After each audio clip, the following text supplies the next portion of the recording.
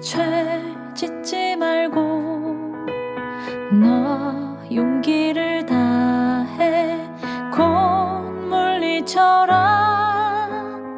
너 시험을 이겨 새 힘을 얻고 주 예수를 믿어 늘 승리하라. 우리 구주의 힘과 그의 위로를 빌라. 주님 내 편에 서서 항상 도우시리.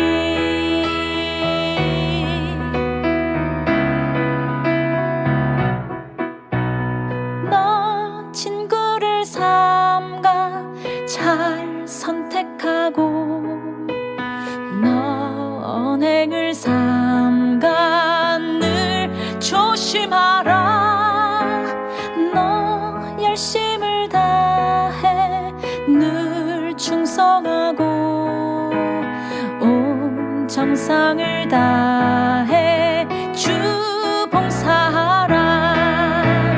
우리 구주의 힘과 그의 위로를 빌라. 주님 내 편에 서서 항상 도우시리.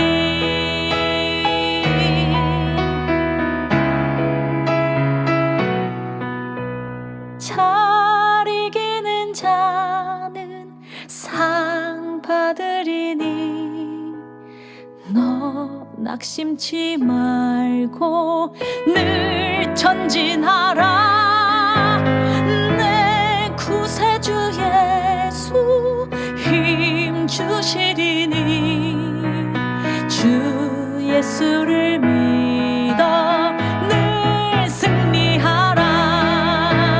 우리 구주의 힘과 그의 위로를 빌라. 주님 내 편에 서서 항상 도우시리. 우리 구주의 힘과 그의 위로를 빌라. 주님 내 편에 서서 항상 도우시리. 주님 내 편에 서서 항상 도우시리.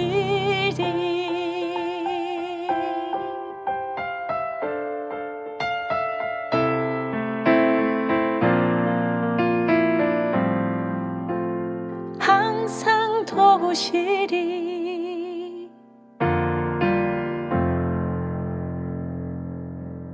샬롬, 주님의 평강이 여러분과 함께하기를 기원합니다.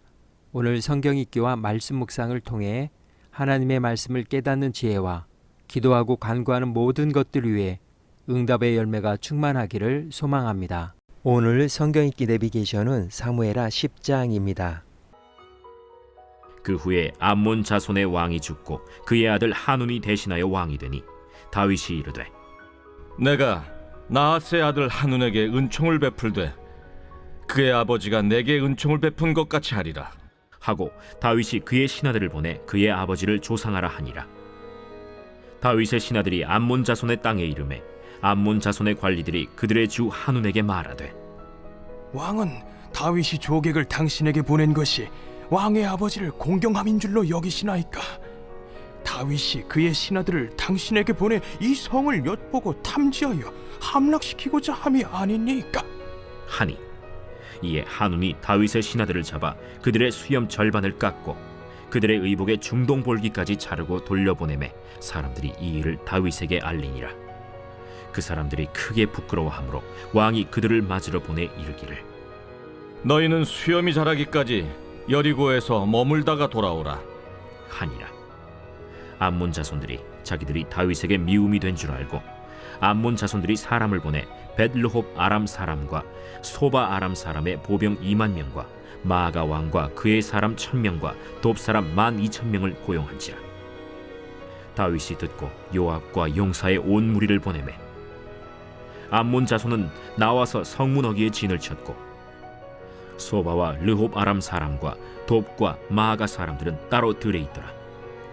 요압이 자기와 맞서 앞뒤의 친척진을 보고 이스라엘의 선발한 자 중에서 또 엄선하여 아람 사람과 싸우려고 진치고 그 백성의 남은 자를 그 아우 아비새의 수하에 맡겨 암몬 자손과 싸우려고 진치게 하고 이르되 만일 아람 사람이 나보다 강하면 네가 나를 돕고 만일 암몬 자손이 너보다 강하면 내가 가서 너를 도우리라.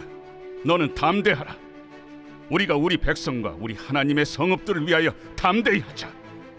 여호와께서 선히 여기시는 대로 행하시기를 원하노라.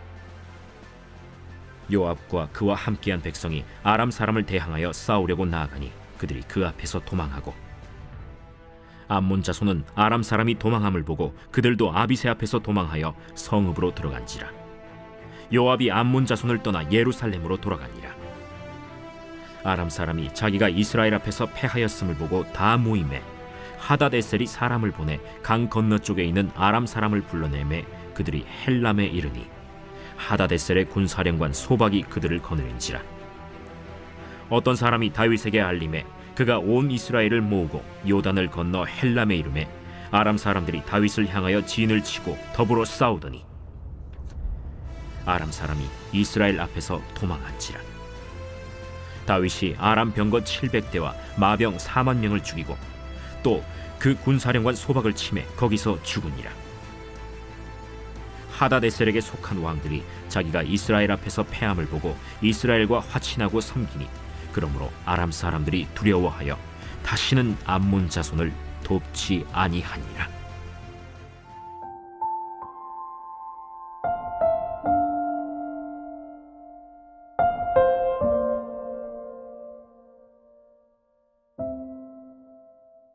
억울함, 사람이 처한 사정이나 일이 예마하거나 불공정해서 마음이 분하고 답답할 때 쓰는 표현입니다. 주로 자신은 아무 잘못이 없는데 괜한 일로 꾸중을 듣거나 처벌을 받아 분하고 답답하고 화나는 등의 심정을 말합니다. 억울함을 해소하기 위한 방법 중 하나는 충동적으로 행동하지 않는 것입니다. 냉정을 되찾고 몸과 감정을 조절할 수 있을 때까지 기다립니다. 복수심은 신경 쓰지 않으면 그냥 지나가는 감정일 가능성이 높습니다.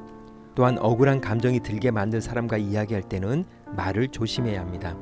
순간 흥분과 복수심에 사로잡혀 후회할 말을 내뱉을 수 있기 때문입니다. 3초의 기적이라는 말이 있습니다.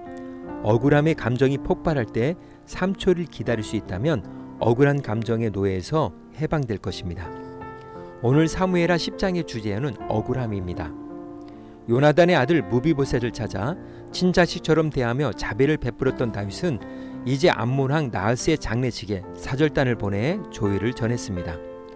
고대 근동에서 한 왕이 죽으면 사절단을 보내는 행위는 우호국들 사이의 관례였습니다. 다윗은 암몬에 종족에게 사절단을 보내 이스라엘과 암몬의 종주 종속 관계를 재확인하고 나하스의 아들에게 자비를 베풀기를 원했습니다. 그의 생전에 나하스를 통해 받은 은총을 잊지 않았던 것입니다. 그러나 다윗이 보낸 사절단은 암몬에서 환영받지 못했습니다. 다윗의 행위가 선의로 받아들여지지 않고 오히려 암몬을 정복하기 위해 스파이를 보낸 것으로 받아들여졌기 때문입니다.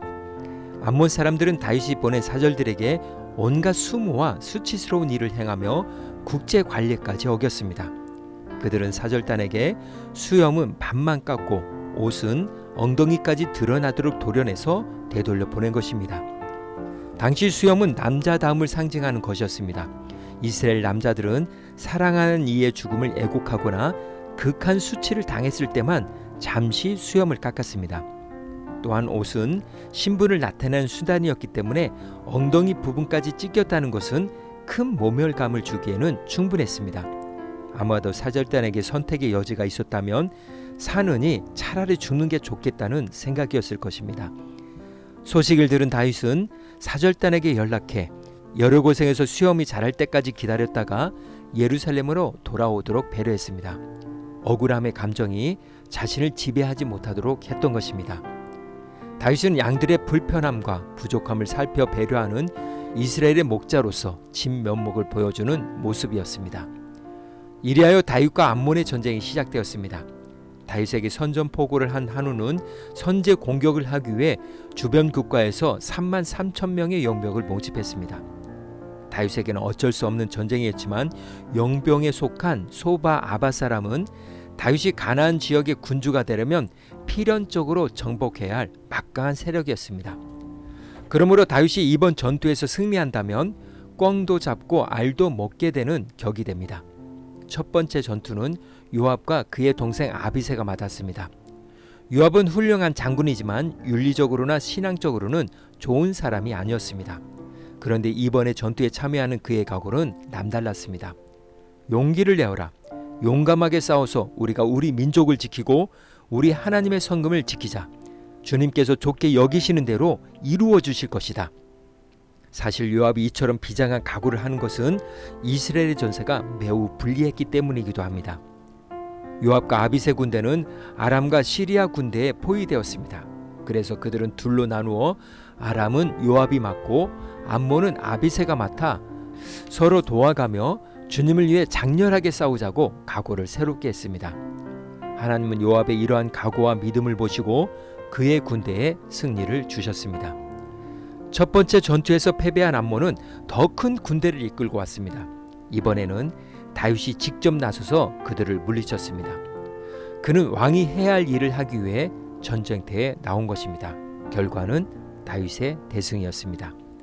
암몬의 한눈은 돈으로 문제를 해결해 보려고 했습니다. 그는 돈으로 승리를 살 수 있을 것이라고 생각했던 것입니다. 그러나 다윗과 그의 군대장 요압과 아비새는 하나님의 전쟁으로 여기고 믿음으로 나아갔습니다. 세상에 돈으로 살 수 없는 것들이 있음을 깨닫게 됩니다. 어쩔 수 없는 전쟁이었지만 다윗은 이 전쟁의 승리로 인해서 그의 조상들이 어쩔 수 없이 요단 동편으로 갈 수밖에 없었지만 인내하며 그 길을 걸어감으로 약속받지 않은 요단 동편의 땅을 얻은 것처럼 다윗은 가나안 남쪽에서 유프라테스 강에 이르기까지 그를 견제할 만한 세력을 평정함으로 드디어 이스라엘이 오래전에 하나님이 아브라함에게 약속하셨던 땅 전체를 상징적으로나마 지배하게 되었습니다.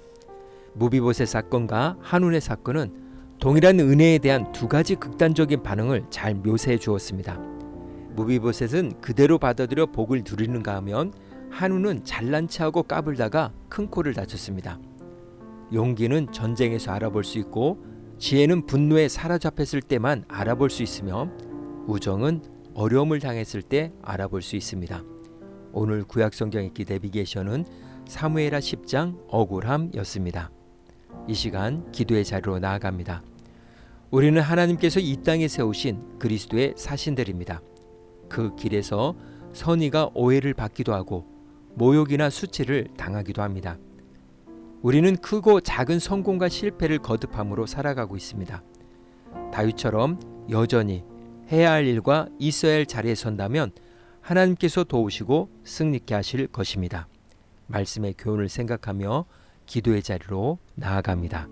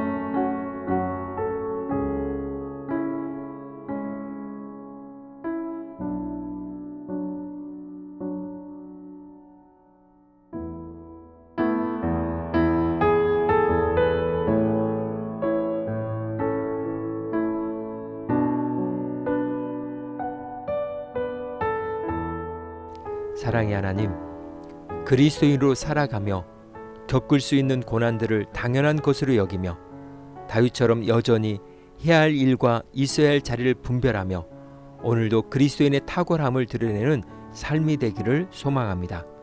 오늘은 이렇게 고백하며 나아갑니다. 그리스도인으로서 걷는 길목에서 만나는 모든 고난은 당연한 것입니다. 예수님의 이름으로 기도합니다. 아멘.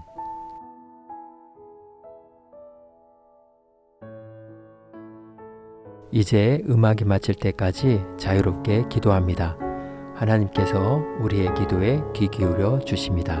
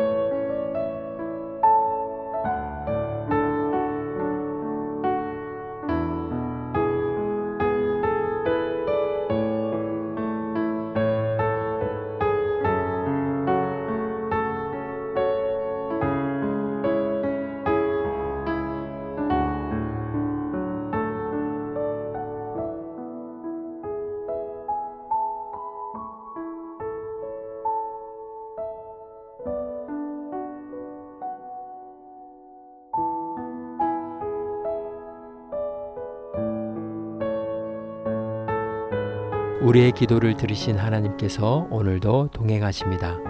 주님 안에서 성령의 새 역사를 써내려 가시길 축복합니다.